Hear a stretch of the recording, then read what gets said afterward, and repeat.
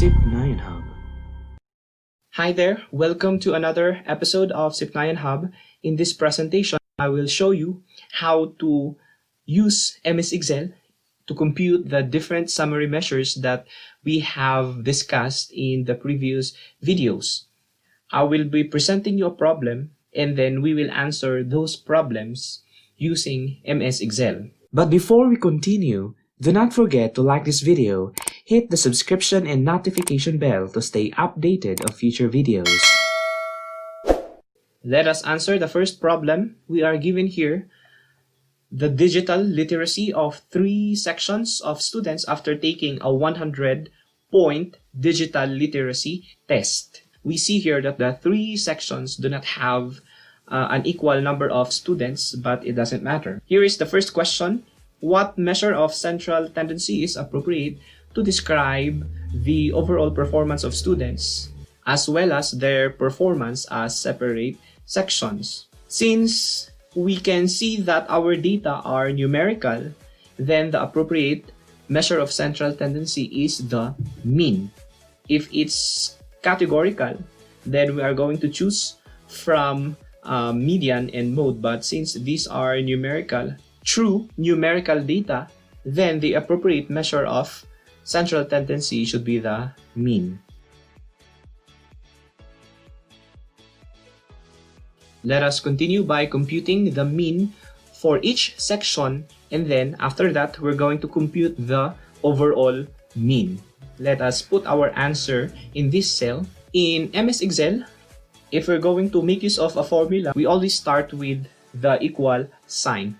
At the rightmost part of this window, we can see the different formulas for our different summary measures.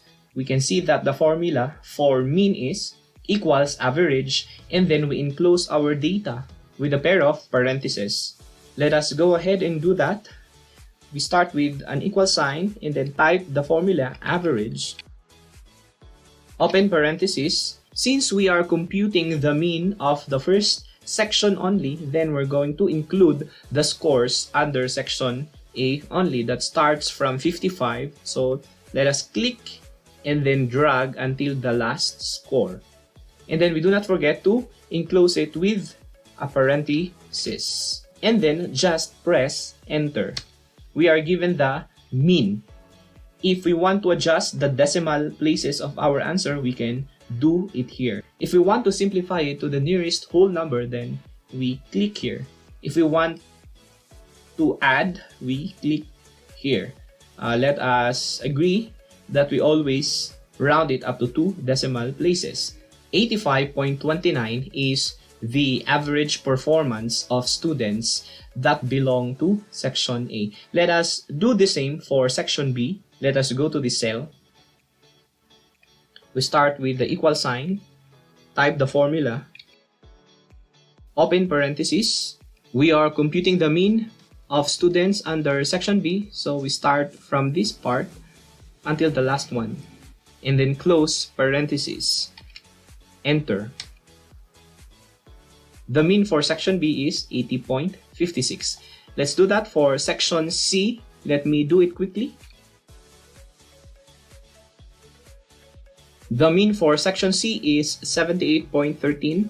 Let us now compute the overall digital literacy performance of the students. So we're going to make use of the same formula, but this time we're going to take all the numbers here, the scores here, as a single data set.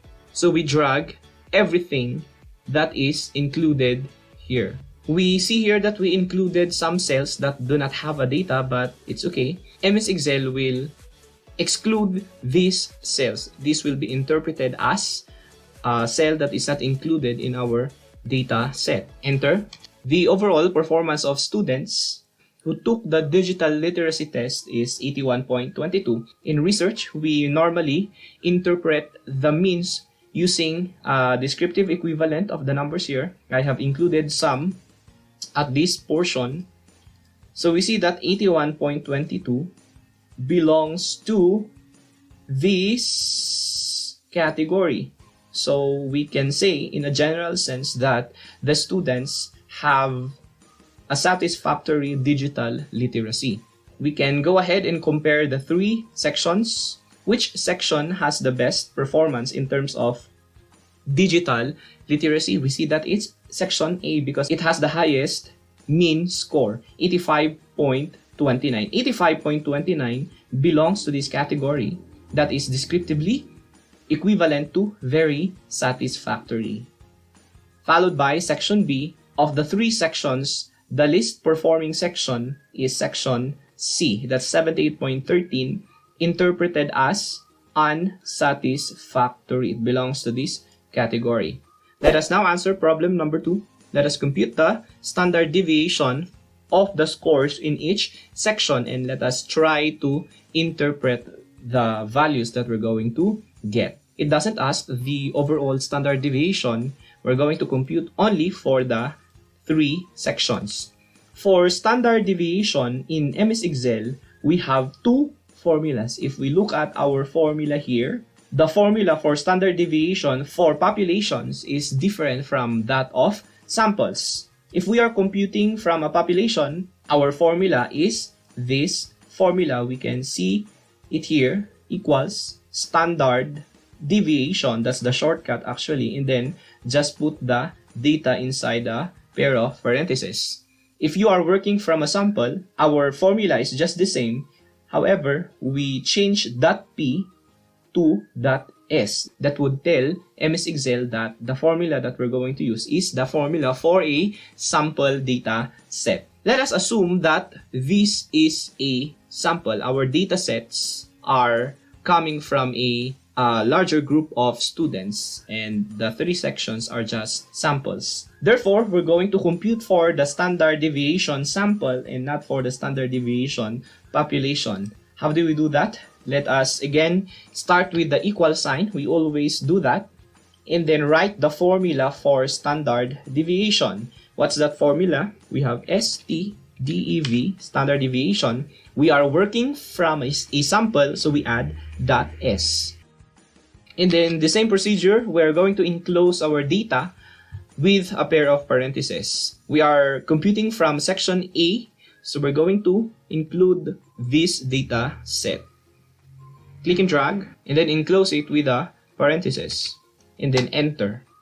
Let us adjust the decimal values into 2 decimal values. The standard deviation of the scores of students under section A is 17.39.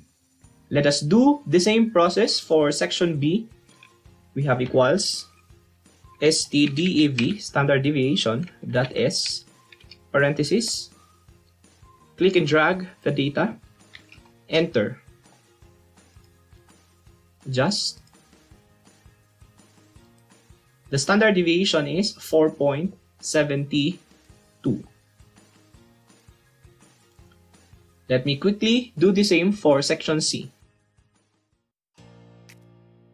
We have now the standard deviations for the three sections. Let us try to interpret what does the three standard deviation mean. Recall that standard deviation describes the variability or dispersion of a dataset with respect to the mean. We see here that of the three sections, it's actually section B that has the least standard deviation. This means that scores of students belonging to section B are closer to the mean. So the scores are just staying around 80.56. The scores of students under section A can be interpreted as scores that are far from the mean 85.29. So we would expect that there are scores here that are either too high or too low relative to 85.29. Let us go back to our data and verify that. I can see here under section A, we have a student whose score is 55. That is indeed far from 85.29. In the same section, we can identify a student with a very high score, that's 99. That is also far from 85.29. If we compare it to the scores of students under section B, we see that the scores are a bit closer to 80.56. We cannot see a very low score. At the same time, we cannot identify a very high score. Section C, the standard deviation is 9.01. This means that the variability of scores under Section C is not that varied as compared to Section A, but it's not as similar as the scores of Section B. The third problem, we're going to compute for the coefficient of skewness of scores under each section. For the coefficient of skewness, the formula is this formula equals skew, and then enclose our data again with a pair of parentheses. Let us do that for the first one. Coefficient of skewness for the scores under section A, we have equals skew, open parenthesis, and then this data set. The scores under section A, enter. We have negative 1.06. Let me compute the coefficient of skewness for the other two sections. We start with the equal sign, skew, open parenthesis, our data, close parenthesis, enter. We do the same for the third data set, equals skew, open parenthesis in our data. Let us adjust the number of decimal points.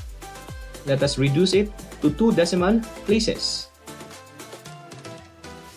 There we have it, the coefficient of skewness for the three sections. Let us try to interpret this one. The coefficient of skewness for section A is negative 1.06. It's negative. This means that the distribution of the scores in this particular section is negatively skewed. What do we mean by negatively skewed? More scores are found at the higher scale or lower scale. It should be found at the higher scale. We can verify it in our data that majority of the students are actually at the right side of the mean, 85.29. This means that more students have higher digital literacy. Section C, the coefficient of skewness is positive 1.02. It's positive, therefore the distribution is positively skewed. This means that more students in this section got a lower score in the digital literacy test. Majority of the scores here are found at the left of 78.13. For section B, it's negative 0.03, but this quantity is really approaching 0. This means that the scores of students under section B is almost approaching the normal distribution. And when we say that the distribution is normal, majority of the scores are actually average, or we say that the extreme scores have lower frequency. Few students got a high score, but also few students got a low score. Majority of the students' scores belong to the middle part of our scale. Let us have the fourth problem, treating the scores of students from the three sections as a single data set. Which score is the first quartile, the third quartile, the sixth decile, and the 87th percentile? So these are measures of position. We're going to treat the entire data set as one.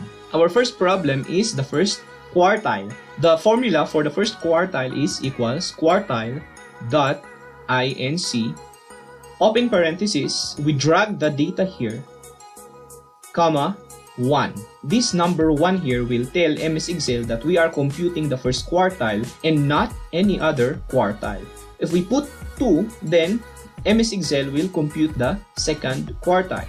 If we put 3, MS Excel will compute the third quartile. But we are being asked the first quartile. So let us do that. The first quartile equals quartile dot inc, open parenthesis, we're going to drag the data, comma 1, close parenthesis, and then enter. The first quartile is 75.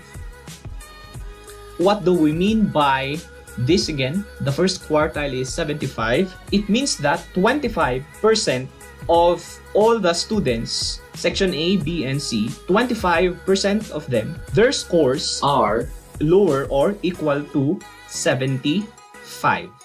So the lower 25% of the students' scores are less than or equal to 75.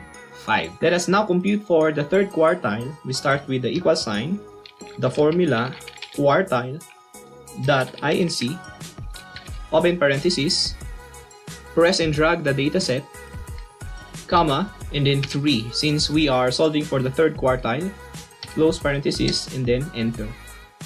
The result is 90. Again, what this means is 75% of the students have scores are lower or equal to 90. This also means that 25% of the entire students that belong to these three sections, 25% of them, their scores are higher than 90. That's another way to interpret this value. Let us answer first the percentile problem. We're going to compute for the 87th percentile. For percentiles, it's really similar with the formula for our quartiles, but this time we're going to encode the word percentile dot inc, open parenthesis, we include the data, comma, and then the numbers here will tell MS Excel which percentile will it compute. So this is a number from 0 to 1. If we are solving for the first percentile, then the value for this number here is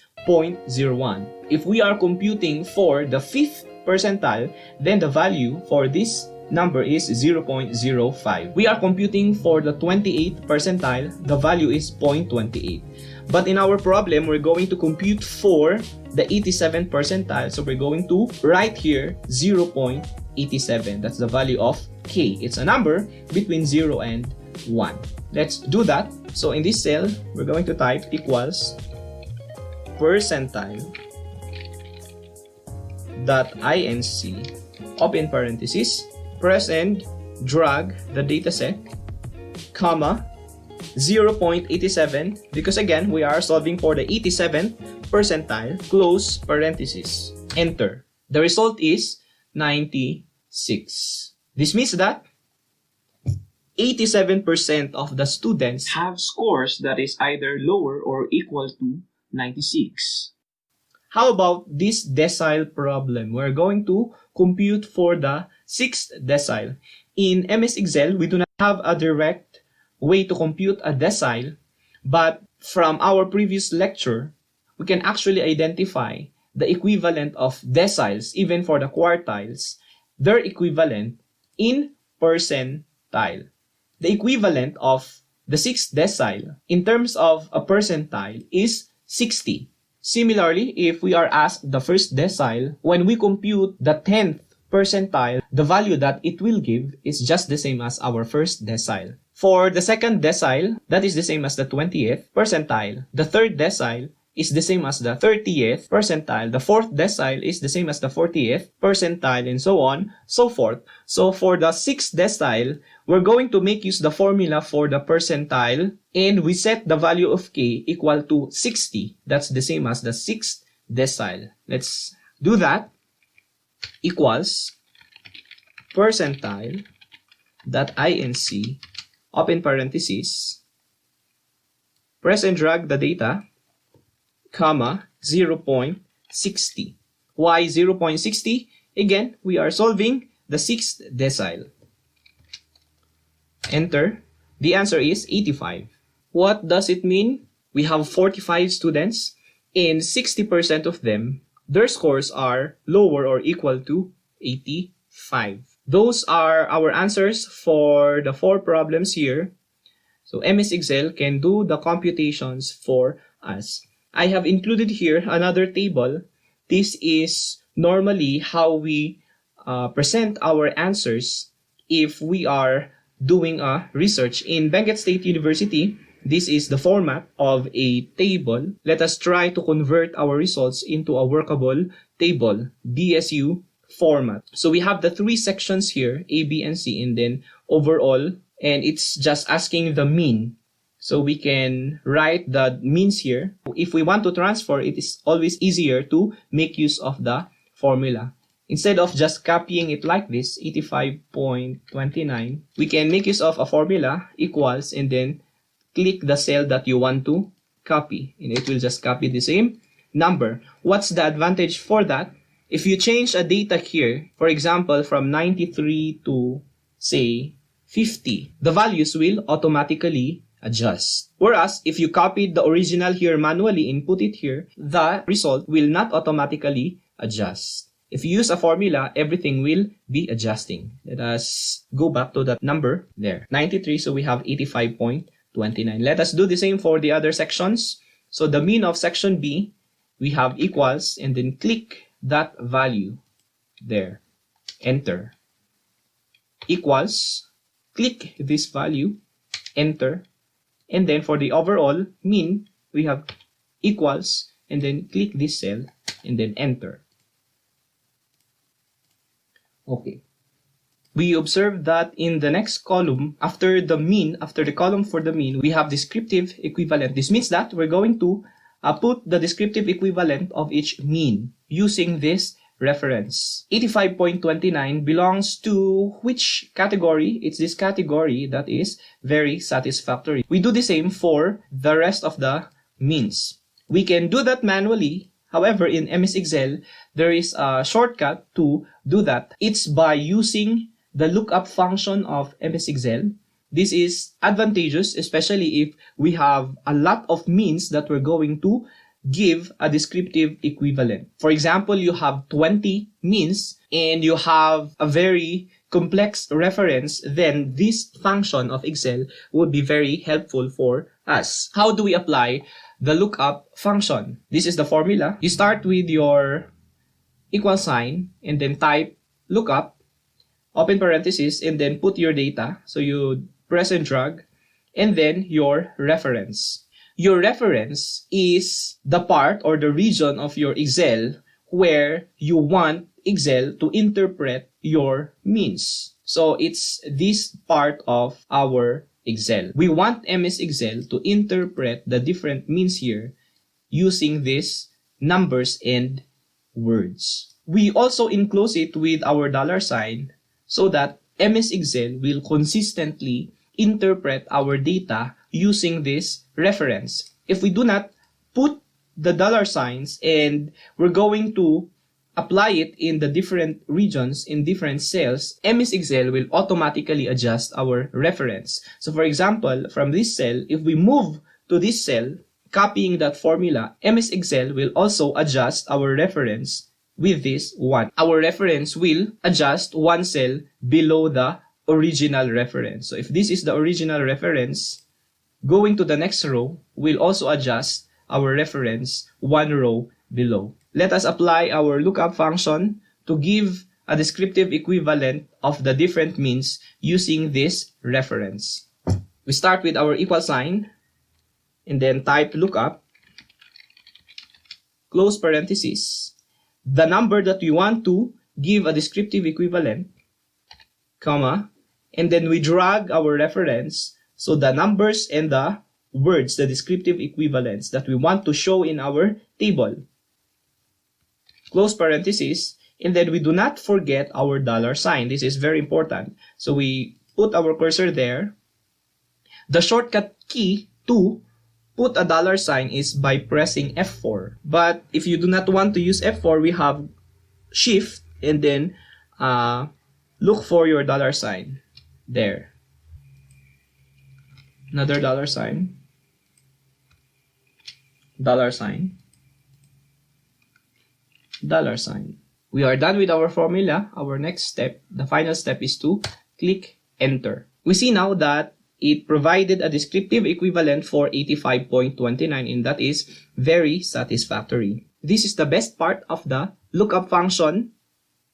If you notice your cursor, anywhere in our Excel, it's that white cross. If you put your cursor at this very tiny box here, at the lower right portion of your cell, it becomes a black cross. If that happens, we're going to press and drag until to this cell because this is the part where we want to give descriptive equivalent. If we do that, the same, it will give a descriptive equivalent for the rest of the means here. Of course, there's a bit of format change because it just followed the format of this first cell here. We do not have to be manually putting the descriptive equivalents for each mean in this column. Another question, what if we want to compute from a different sheet? So we want to put our answers here, but our data is found in another sheet. There is no problem with that. Excel can still compute correctly the different summary measures even if our data comes from a different sheet. So for example, in this sheet, we're going to compute for the mean of scores of students under section A. So let's go ahead and do that. We start with the equal sign, average, open parenthesis, and then we click the sheet where the data is stored. So it's in this sheet. We click that and then press in, drag, just the same. Close parenthesis. If we enter, it will still compute the mean, and it's the same mean. It's 85.29. There. We can do the same for the different summary measures. For example, the standard deviation, the coefficient of skewness, and the different measures of position. We can compute here even if our data is found somewhere else in our workbook in other sheets. Let us proceed to another example. We have the following problem. The following shows the responses of students sampled from each college of Benguet State University when asked whether they agree on a new university policy. We see that we have 8 different colleges. College of Teacher Education, College of Agriculture, College of Arts and Sciences, College of Nursing, Engineering and Applied Technology, Forestry, Veterinary Medicine, and Home Economics and Technology. And if we look at our data, it's comprised of 1 or zeros. That's because 1 is coded as agree and 0 for disagree. And the question here is to identify the appropriate measure of central tendency to describe the overall responses of students as well as their responses as separate colleges. So that is our first task. We have to identify what type of data we have here. Are these true numerical data? The answer is no. These are just codes. Our real data ranges from agree to disagree. So these are categorical data. Specifically, it is a nominal data because we cannot rank these categories. It's just nominal. And for variables that are nominal in measurement, the most appropriate measure of central tendency is the mode. Sometimes, especially in research, the word mode is synonymous to frequency. So it's just the same. We're going to compute for the frequency of the responses of the students. Normally, between agree and disagree, we present the frequency or the number of students who agree to that particular university policy. We're going to compute for each college and then another computation for the overall response. In MS Excel, the best way to do that is to make use of the COUNTIF function. The COUNTIF function will count the number of data points that we are going to specify. If we want to count the number of ones, we can do that. Or if we want to compute for the number of zeros, we can do that. Or we are working with a data set still nominal in nature, but the values ranges from more than 2 categories, so we can specify whichever we want. How do we make use of the COUNTIF function? We start with our equal sign, COUNTIF.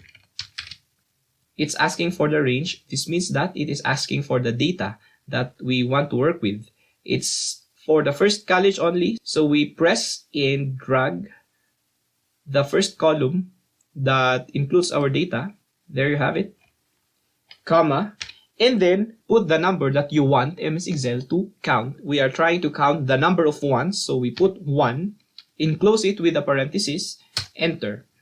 The result is 27. This means that of all the students under College of Teacher Education, 27 of them agree. Let me quickly do the same for the other colleges.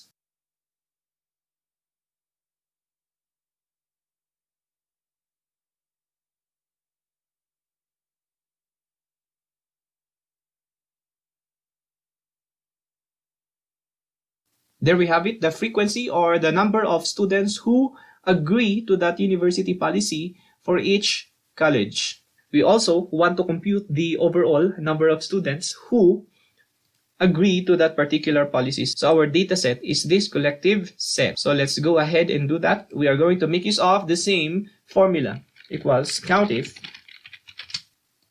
include all your data, comma, 1, close parenthesis, and enter. So this is the number of students overall who agree with our university policy. Wow, that is a lot of work. There's a better way to do this one, computing the same frequency but in a shorter way. How is that? We go at the bottom portion of our data. We compute for the first column only. We mean we want to count the number of students who agree under this college only. So we have equals countif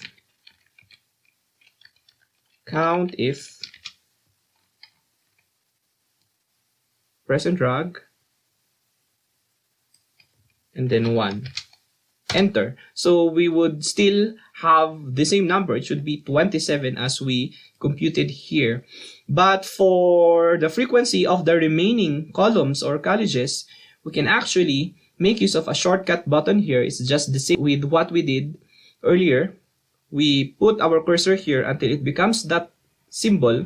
It's a black cross. We are going to press and drag like this. And what this does is it will compute the same frequency for the rest of the colleges. So if we release it, it will compute the same numbers, 31, 17, 22, 29, 29, 22, 26, which are the same numbers that we get here. So instead of applying countif function several times, you can apply it only once and then just drag it like this. So anyway, it's up to you which method are you going to use. The next column here is percent. This means the percentage of each frequency relative to the size of each category. So what is the percentage equivalent of 27 relative to the size of CTE students? This means that we need to know the number of students for each college. And of course, for the overall, we'll need to know the number of students overall. To count the number of students in each college, we can apply another function called count. In our first function, it's countif. It's counting a specific number in a data set, but for the function count, it will simply count the number of cells that have a value regardless of whether it's 1 or 0. It will simply count the number of cells with these kinds of values. Let's go ahead and do that. Equals count and we drag.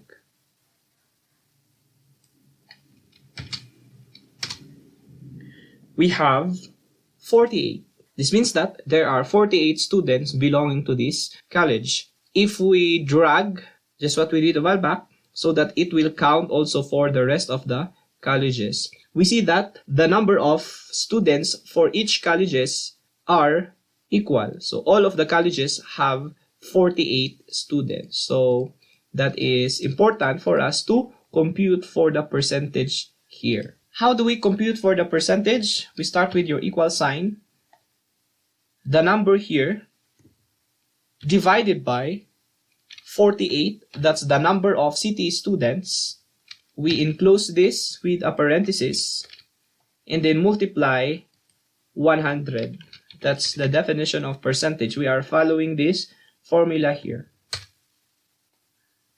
It's 56.25%. It's rounded up to 2 decimal places already, so we can leave it that way. Alright, how do we compute for the percentage for the rest of the colleges? We can go here and drag.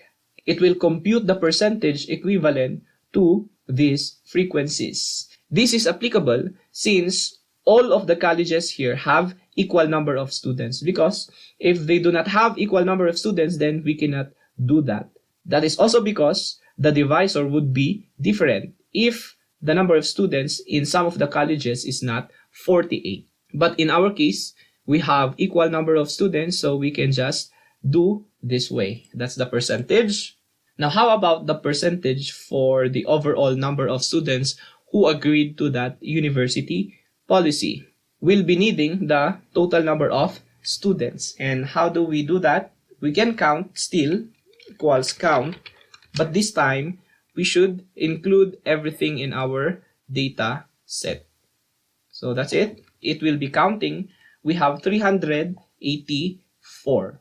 So to compute for the percentage for this one, we have equals, open parenthesis, click that one, divided by 384 times 100. Enter. We have 52.86%. The last column here is rank. How do we rank this part here? So we are just ranking this one, or this one is just the same. Let's rank this one, the frequency. We can apply this formula, equals rank.avg, open parenthesis, the data that you want to rank, and then the reference. The reference is the entire frequency. Let us do that. Equals rank avg, open parenthesis. This is what we want to rank first. What is the rank of 27 relative to all of the other frequencies? So that's what we mean by reference here. We're going to press and drag, close parenthesis, and then again, we need to put a $sign, because if we do not do that, MS Excel will automatically adjust if we move to other cells. So let us put our cursor there, a $sign, another $sign, and a $sign. Enter. The rank is 4. If we drag it again, so we go to this box here, tiny box here.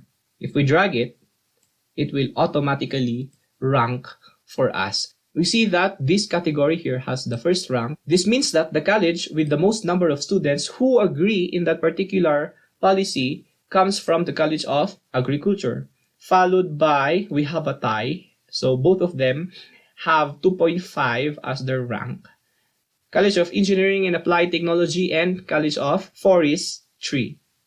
Followed by, we have College of Teacher Education, I think. And then we have College of Nursing, College of Veterinary Medicine, and then the last one, we have the College of Arts and Sciences. Overall, we can say that almost half of the students agree and the other half disagree. The number of students who agree is a bit higher than the number of students who disagree. That is by 2.86% higher. That's our second example. Here is our final example. The following shows the level of reading proficiency of senior high school students sampled from the biggest high schools of Baguio and La Trinidad. We can see here that it involves 7